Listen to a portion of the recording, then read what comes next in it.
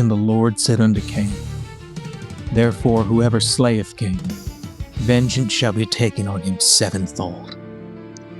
That is not symbolism. That is not a metaphor. That is law. Cain, the Dark Father, the first vampire, the architect of the very concept of murder. The world of darkness, a warped reflection of our own reality. It is home to some of the most powerful entities ever put to fiction.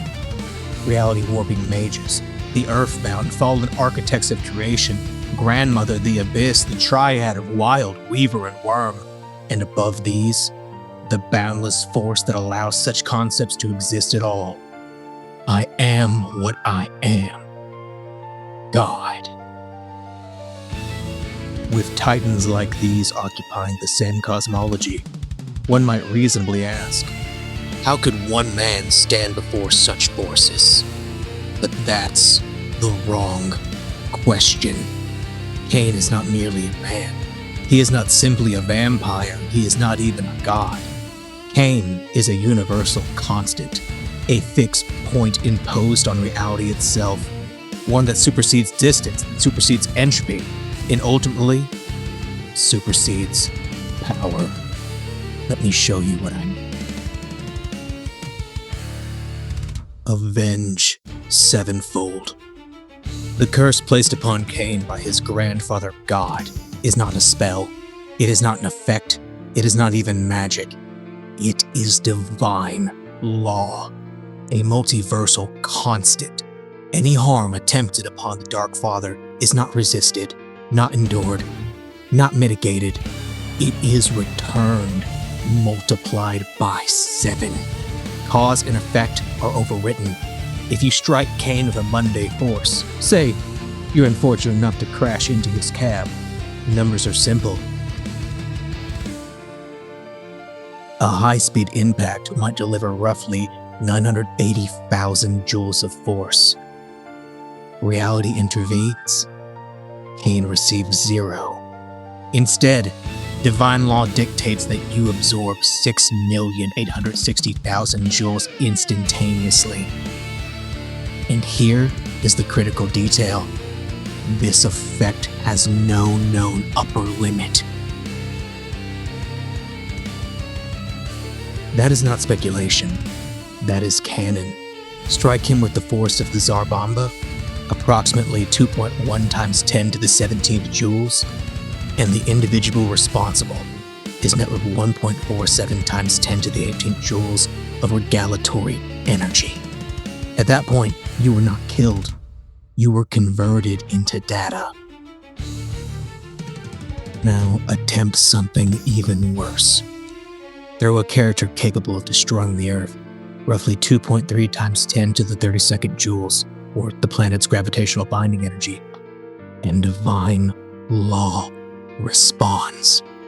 The attacker now faces 1.61 times 10 to the 33rd joules, enough gravitational energy to unbind Neptune. This is why Cain is not difficult to kill. Killing him is forbidden.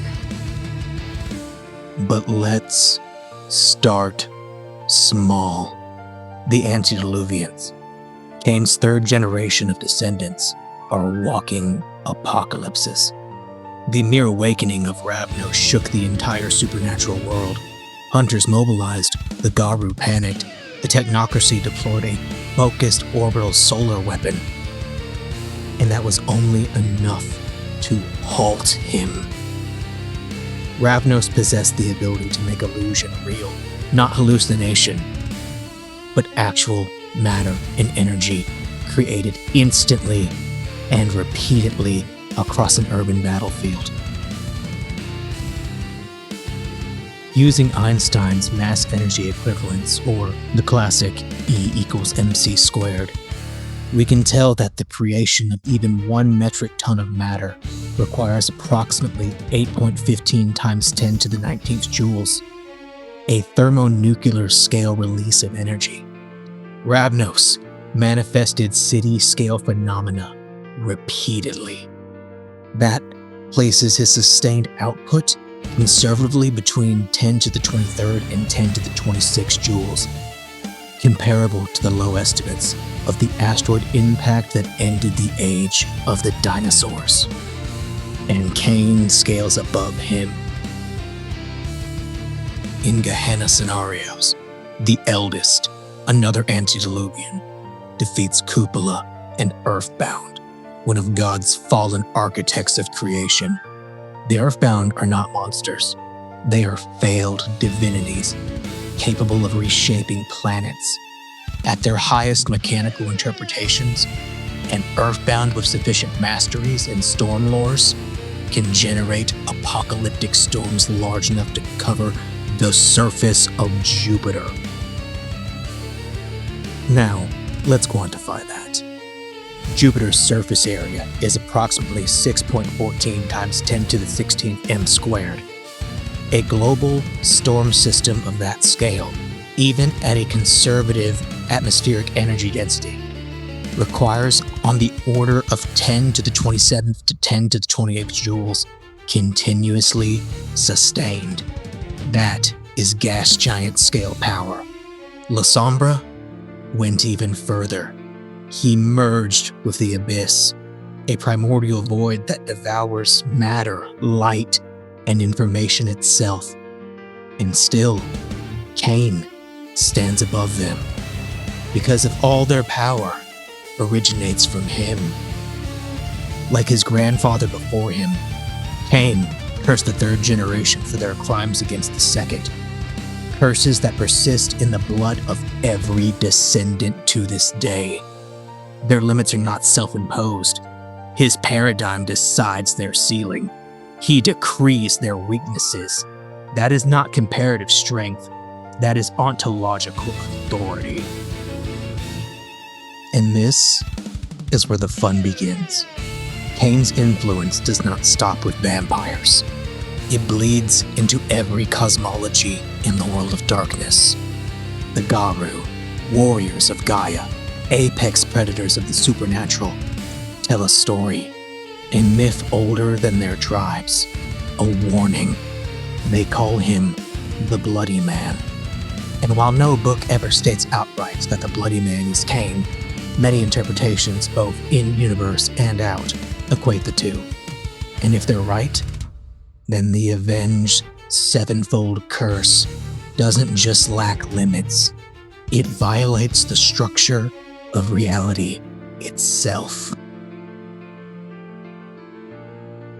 According to the Garu myth, the Weaver, the great spirit of order, pattern, and stability, once created an immortal man, a being that did not decay, did not die, did not obey entropy. This act enraged the worm. Not the corrupted worm of modern nights, but the primeval force of destruction and undoing itself. The cosmic principle that ensures all systems break down. The worm attempted to do what it does to all things. It tried to consume him. The Bloody Man was swallowed whole, dragged into the interior of entropy itself. And this is the part that matters. He did not die.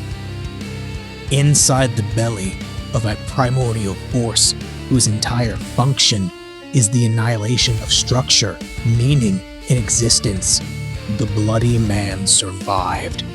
Not only that, he fed. He drank the blood of the worm itself, weakening the cosmic principle of destruction so severely that the Weaver would later be able to bind it. Let's be clear about what this implies. Why this is not a strength feat. The worm is not a creature. It is not a monster with hit points. It is entropy personified. In physics, entropy is the unavoidable tendency of all systems towards disorder. It is the reason stars burn out, why atoms decay, why universes die. To exist inside entropy, to be subjected directly to a force that erases structure, and not break down means your existence is not governed by thermodynamics. There is no joule value for this. There is no surviving heat. There is no tanking force. This is resisting negation on a conceptual level. If entropy defines the arrow of time and the decay of all systems, then the bloody man's survival implies something terrifying. His state of being is not a system that entropy can act upon. And if the bloody man is Cain, then the sevenfold curse is not merely reflective damage, it is causality, rejecting violations. The worm tried to unmake him. Reality responded by letting him drink of the great devourer. At this point, we are no longer talking about planetary power, stellar output, or even cosmic destruction. We are talking about existence relative to fundamental laws. Cain does not overpower entropy.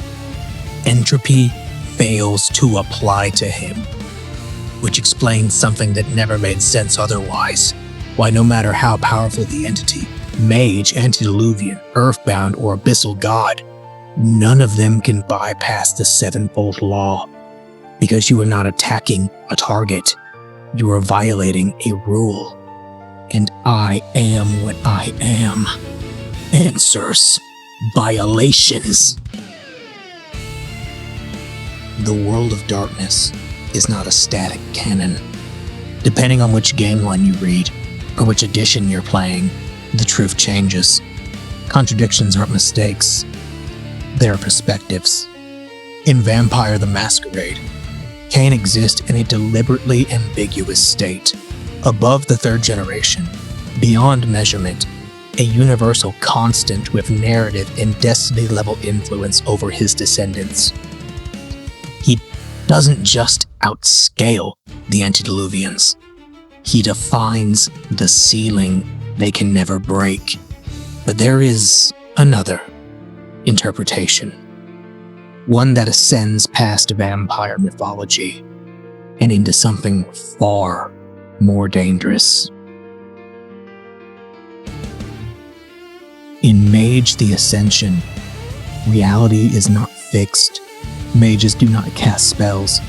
They impose belief. Through spears and will, a mage asserts a personal worldview, a paradigm, onto conscious reality. Physics bend. Causality warps. The universe complies, or fights back through paradox. Now, consider this. What if Cain is not merely the first vampire? What if he is the first human to successfully impose his will on reality permanently? No paradox, no backlash, no consensus strong enough to resist him. Because God didn't kill him. The angels didn't kill him. They marked him. Under this interpretation, vampirism isn't a curse in the traditional sense. It's Cain's paradigm. A worldview so absolute that it rewrote the metaphysics of blood, death, and predation across the entire world.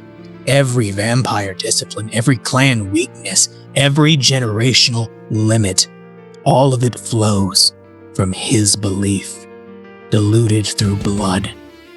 The Tremere dreamed of this power, the fusion of magic and immortality. Cain achieved it accidentally and irrevocably.